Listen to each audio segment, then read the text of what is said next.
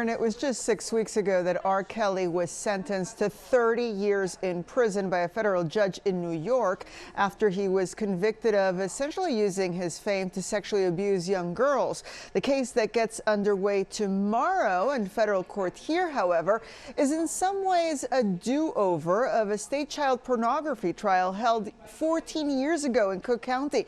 And while at the time he was acquitted, legal experts say that the circumstances and the charges now are much different. In 2008, R. Kelly walked out of the Cook County Criminal Courthouse a free man after a jury acquitted the singer on charges that he produced a video of himself having sex with a girl who was no older than 14.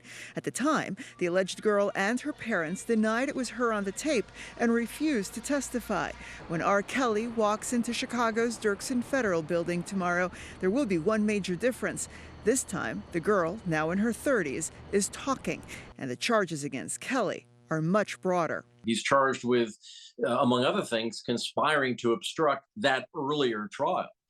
So that's a different charge, of course, by definition. And there are other victims that are part of these sets of charges, and we're going to see a lot more witnesses. In all, it is expected 4 women who were minors at the time the alleged crimes took place will testify against Kelly, and 4 different videos entered into evidence.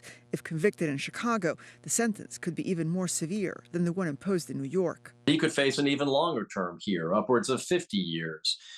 Because these charges are broad, and they include enticing a minor to come into the state for purposes of producing child pornography and producing child pornography.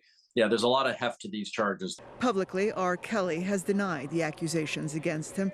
What strategy his defense attorneys choose to pursue is the question. We'll have to see what the defense does. Will they simply try to cast doubt on everything by calling all the minors, now adults, who are going to testify liars? They may.